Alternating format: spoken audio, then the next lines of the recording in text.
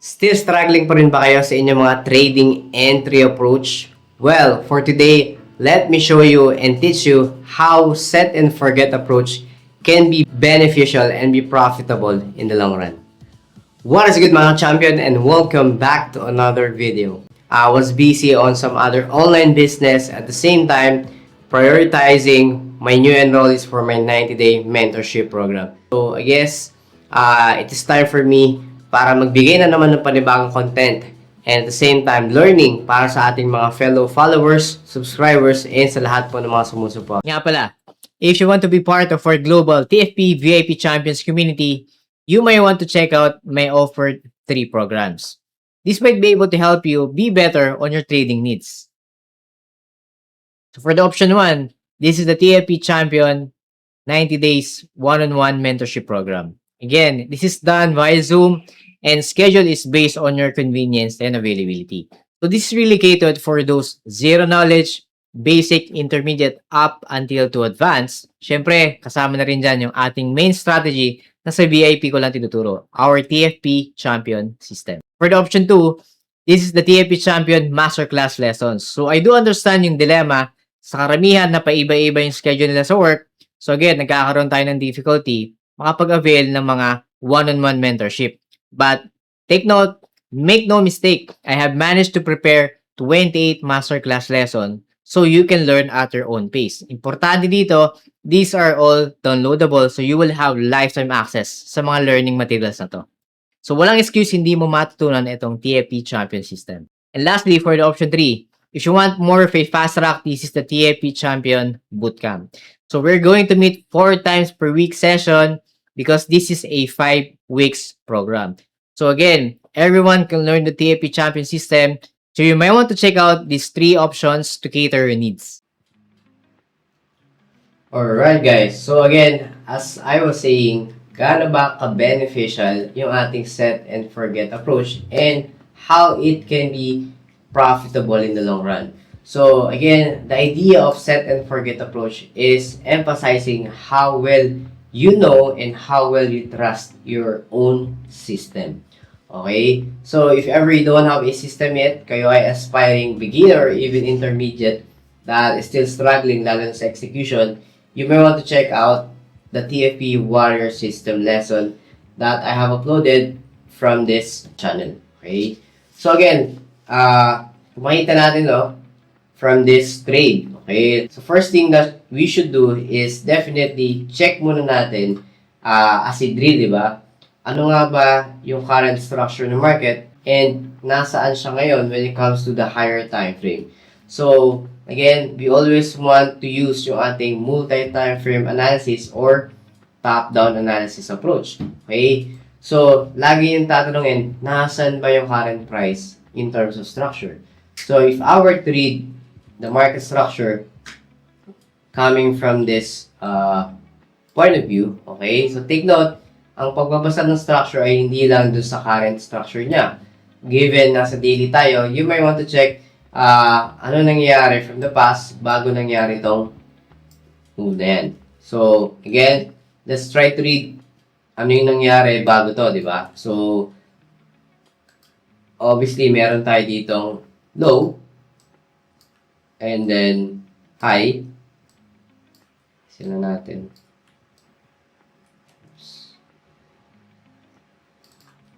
And then higher high and higher low.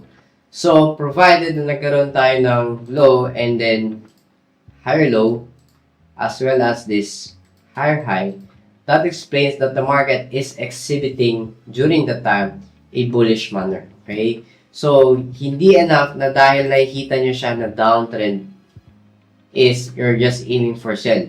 Take note, i-check nyo yung prior structure bago nangyari yung current structure. Kasi, makikita natin na nagkaroon tayo ng strength, di ba?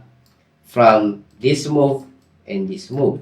So, obviously, kahit downtrend to, it still exhibits a strength when it comes to a structure perspective, which is yung momentum ng buyers.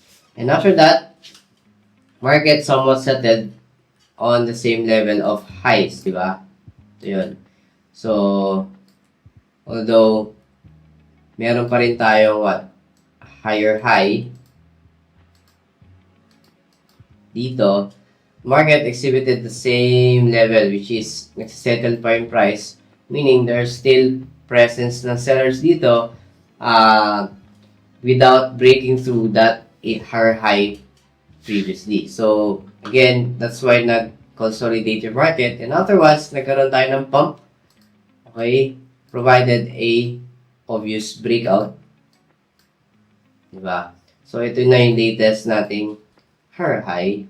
And kung makikita natin, market now exhibiting a downward movement. But take note, that downward movement na nakikita natin is still part ng bullish structure. Kasi if you're going to consider yung historical data, market is still settling dito sa ating logical support area. Okay? Bakit siya logical support area? Given the reactions from the past, beneficial tong mga areas na yan. And plus, the current structure is on a higher low. Yan. Position. Okay? Nasa higher low tayo kasi nga, again, merong strength. So, may momentum yung buyers provided na pataas ng pataas yung kanyang higher low up until dito sa current structure. So, we cannot really say na kahit downtrend siya, is-selling na yung hahanapin nyo. You have to make sure na you always check yung nangyayari from the past. Okay? Lalo na when it comes to structure. So, let me just delete these markings. So, paano natin i-approach to and how we can implement yung set and forget.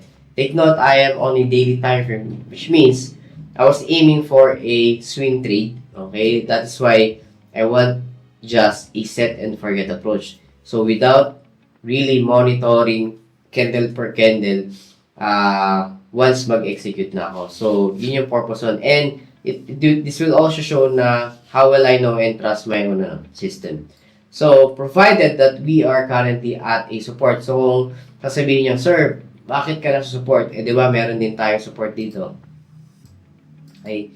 Take note that support or resistance, okay, react in a certain range. Hindi lang siya sa specific price level. So, plus, okay, if you know well, it also not a guarantee that the more touches it makes, di ba, the more stronger the level is. So, you may learn that later on pag kayo ay nandun na sa VIP or if ever you have decided to enroll this sa ating 90-day program. So, there are a lot of concepts na pwede nyo makuha and of course, ma-shorten yung learning curve nyo pagdating sa trading. Okay? So, again, visually, okay, minamark ko lang to as a line but in my mind, di ba, nakikita ko siya as a zone. Okay? So, alam ko na everything na nagpunta dito sa or mag-react dyan sa zone na yan is a potential buy setup. So, kaya take note, kung hindi nyo pa alam paano magawa ng support or resistance area as a zone, okay, please check out my past video. So, tinuro ko rin yan, paano tayo gumawa ng zone. But for simplicity's sake, di ba, I'll just use line to make it more visually appealing and mas simple, okay, minimalistic approach. So, ngayon, now that the market is currently reacting dito sa ating support, okay, does that mean na magbabay na ako agad? No. Okay, take note. Ano ba yung huling candlestick dito? So, may black candle na represents yung ating bearish candle. So, this is a bearish candle considering yung aking closing price is lower than my opening price. However, there is some interpretation na kapag mahaba yung wick sa ilalim, that is a buying pressure. So, overall, this can be interpreted as a buying pressure candle, but as a structure, okay, it is still a bearish candle. Okay, so anong gusto kong mangyari? So, I usually plot yung ating highs. This really would push through. Kailangan ma-overcome ito ni market, and that is the time I have to wait. So, I have to give the market time para mas ma-convince ako na mag-buy. Okay? So, I will not just buy impulsively. So, again, I have waited para lang I waited para ma-sure ko na or ma-verify na market really wants to go up. So, ano nangyari dito? So, on the following day, market somewhat consolidated or settled on the same level. Kahit bullish itong candlestick na recent, it doesn't push through yet closure o walang closure ng body dito sa ating above nito that will serve as our resistance. Okay? So, which means I have to wait more. Okay? So, which is yun yung problema ng iba. They are really impatient pagdating sa timing. Take note, timing is everything. So, might as well na hintayin natin ipakita sa atin ng market yung obvious. Okay? Yan. So, I think everyone would agree na market really wants to go up considering there's a lot of volume going on and momentum ng buyers is already here. So, anong gagawin ko ngayon? So, does that mean na pwede na bumili? No. I will refine my entry into breaking it down into lower time frame. So, next time frame I will check as a day trade approach is 4 hours. So, I will just try to look and add some confluences. Where am I at the current bigger picture? So, I have a support and if I were to consider yung ating diba? TFP war system approach, I am on a high probability buy setup because I am above what? I am above support. I am above trend support. And again, if there is no current counter trend line break yet, it can be a target for me when it comes to my take profit. So again, at least two confluence na satisfy naman that I am really on a position of a high trading probability. Okay? So, again, pupunta ako ngayon sa lower time frame to check more structure and para mas ma-refine ko yung aking entry as a swing trade. Okay? So, pupunta ako 4 hours. So, kung makita natin, following the same approach, tingnan natin ang nangyari. So, ang rule natin for TFP-WAR system as a buy is you must be above confluences level. So, I saw this counter trend line resistance break. And take note na we have here what? A support level from the past. So, that can be beneficial as well in this current market. So, ibig sabihin, I can plot this as well as a reference that market can react to this point. Okay? But, take note, we have two levels here as a possible bounce point. Okay? So, ito, since marami tayong reactions and it's also a support from the past, so it can be as well an area of interest pagdating sa ating entry. Meron din tayo ditong previous high ng ating daily bearish candle that served as a resistance before, now can be acting as a bounce point or as a support. So, beneficial din to. So, you can use that as a bounce point. So, ngayon, anong gagawin ko? Dito sa 4 hours, obviously, I will not entry here because I want to improve my risk-to-reward ratio. So, again, para sa ating TFP-WAR system, okay, I can use these 2 points as an anchor, di ba? To check whether pwede pa tayo makakuha ng ng another confluence as a trend line support. Okay, so meaning, ang aking mga high probability areas or HPT zones are nandito as a buy. Diba? Okay, pwede here or this and that. So, gusto ko mangyari is simply, want the market to come back to this or pull back or retrace, okay, or a correction dito sa aking high probability buy setup. Kasi, bakit siya naging HPT? We will now be above nitong horizontal support. Ito, we have broke to counter trend resistance and we're going to be above itong trend line support. So, these are areas of interest when it comes to executions. Okay? So, obviously, we have to wait more. Okay? quality setup takes time, so that is why we have to be patient enough na maghintay ng ng timing at the same time ng setup natin. Okay? So, tingnan natin ang nangyari dito. Alright. So, it's quite obvious na yung market nag-react dito sa ating horizontal support. And also, dun sa ating HPT zone or area. Okay? So, anong gagawin ko ngayon?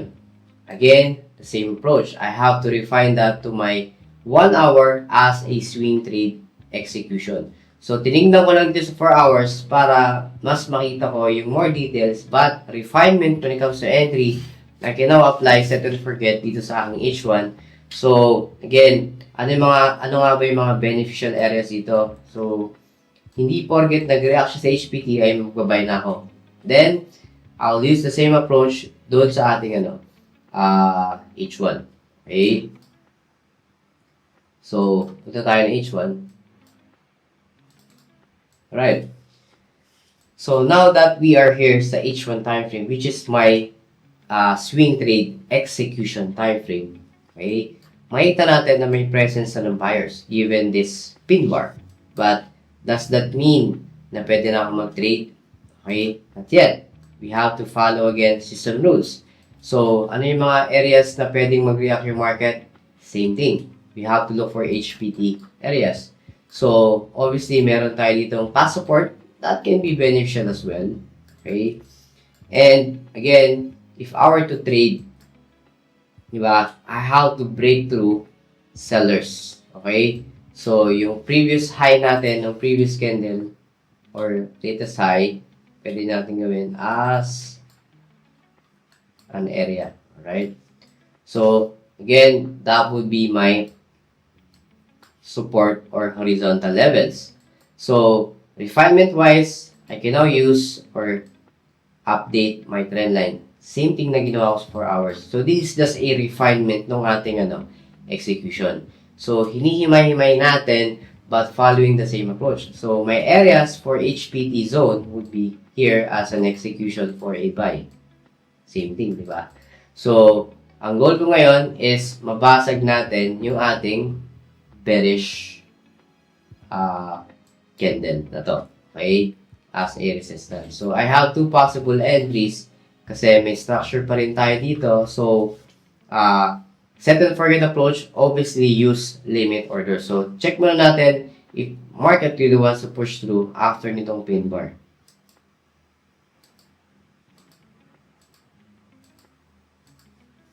Okay? Market consolidated, meaning malakas pa yung momentum sellers coming from this bearish candle. Kaya, there's really no guarantee yet na magtingin lang kayo literal ng pin bar or buying pressure candle, then just buy impulsively. So, hindi pwedeng ganun. You have to be logical. Okay? See? Kaya, you have to wait. You have to be patient. Yan. So, see, kung bumili ka agad, you might probably be stopped out. But, the thing here is, napasag na natin yung ating bearish candle. So, market really wants to go up. But take note, okay, can I buy dito na? Okay? Take note, if ako ay magbabuy ngayon, okay, as a swing, mababangga ako sa isang friction above. So, again, I need to be patient enough na ma-overcome ko muna tong past support. It's now acting as a resistance, diba? So, again, let's be patient na let's wait even further. Okay, so as a swing, gusto natin na makasampay yung market kasi kung gagawin ko to ng another confluences areas, okay, although may break na rin naman talaga tayo ng counter trend line. So, which means, it's already satisfying our TFP wire system rules. So, we have broke through counter trend line resistance. I am now above itong trend line support and horizontal support. So, it's really a good spot. But take note, if mag-trade ako ngayon, may friction akong madadaanan. So, might as well, sumampay yung market dyan, then I can buy the market totally para makawala siya dito sa mga frictions or mga areas kung saan pwedeng bumaliktad yung market. So, nothing is 100% naman sa market. But the thing here is, we are just basing our decision satisfying system rules. So, again, the time I was patient enough na tingnan ko muna kung mabasag to. So, it broke through here. Not quite. So, that time I waited even further. So, ngayon, mas nagkaroon na tayo ng break candle pushing through itong past support that acted as a resistance before. So, the market broke through this resistance level. So, definitely, dito na papasok ang ating set and forget approach. Dito na ako pwedeng maglagay ng buy limit orders in two areas. So, bakit two areas? So, again, sabi ko nga, both of them are of high probability. So, I can consider both areas as a possible entry. So, anong gagawin ko? If ever you have, let's say, a 3% risk per trade, what you can do as a limit order or set and forget approach is to split that into half. So, meaning, what I did was 1.5% dito as a long opportunity. Okay. Stop loss ko somewhere here below the structure, and ating take profit, less greed approach 1 to 3. Okay?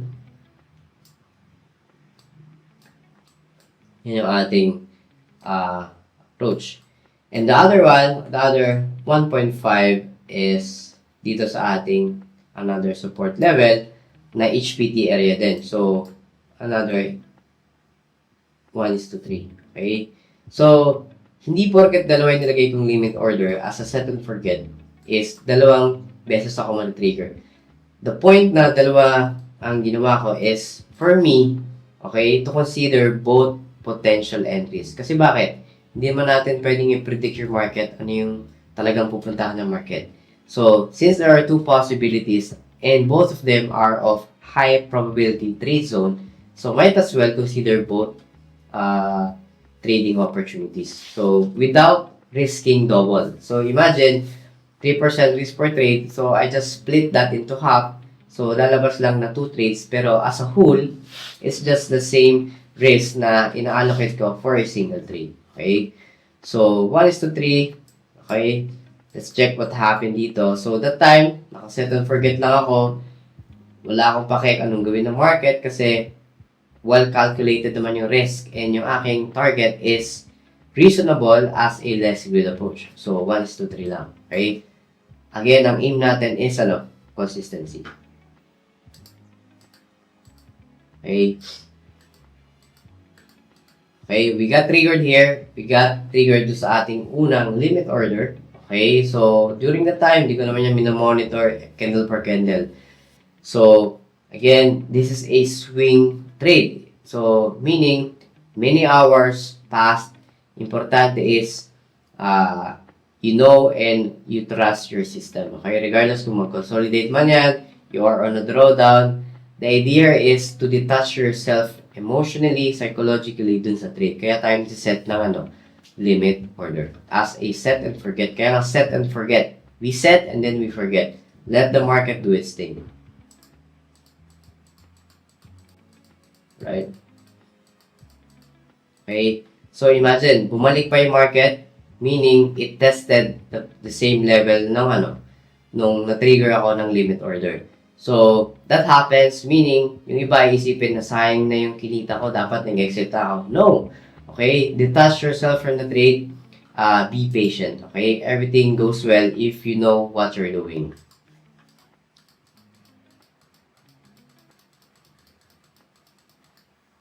See? Okay? So, I already have to profit dito. So, which means, our first trade, okay, limit order, took profit. Meaning, hindi niya na-hit yung pangalawa as a possibility. So, then again, I didn't lose anything. I just won half of my trade. But the thing here is, I am consistent on doing this. So, this shows you na hindi mo kailangang bantayan candle per candle yung market. And hindi mo kailangan mag-refine ng super babang time frame like 1 minute, 5 minutes para lang makakuha ka ng mga better risk-reward ratio. Okay? That is possible provided na Na-share ko na yan from my past videos. But the video here is showing you that limit orders are beneficial to detach yourself emotionally and psychologically. So this explains how well you know your system. Okay? So, again, I hope naintindihan paano ko nakuha tong long trade na to and saan nanggaling to. So, don't be confused sa mga lines. These are just guides para ma-plot natin saan yung mga potential entries natin. That is not to confuse you. Oh, okay, so huwag kayong malito sa mga trend lines, support resistance levels. Okay? Kasi sinusunod lang naman natin yung ating system rules. So, I may have drawn a lot of lines but that doesn't mean na we're not doing something na magbe-benefit sa atin in the long run. Right? So, right. So again, that would be it for today. I hope naintindihan nyo yung point ko when it comes to the set and forget approach. Okay? So again, thank you so much to all my TFP VIP champion students all over the globe, subscribers, followers, and sa lahat po ng sumusuporta. So, God bless. See you all on the next videos. Bye-bye. Alright guys, so I just want to inform and announce that our TFE VIP Champion Student private Discord community is already up. And yeah, here we have several channels wherein we share our technical trading ideas among each other. And of course, we also have our weekly trade ideas para sa ating mga weekly forecast para sa mga currency pairs and some announcement section. And of course, since tayo ay global, of course, we have other students as well na galing sa mga ibang bansa overseas. So, we introduce ourselves and introduce kung saan tayo galing, saan bansa tayo ngayon, OFW man o hindi. But nevertheless, this is a healthy community para mag-share ng mga trading ideas para sa inyo guys. And hopefully, I will be putting up a server publicly para sa mga baguhan naman and those mga followers and subscribers natin. Alright? So yeah, this is just a minor announcement and hopefully guys, you can join us and make this community grow lalo na sa ating mga estudyante nag-aaral. Alright guys, so mga baguhan pa lang. But nevertheless, everyone here wants to learn, wants to make profits from the market. But as much as possible, we're all equal in the eyes of the market. Alright guys, so that would be it. So yun lang and thank you very much. Right, bye-bye.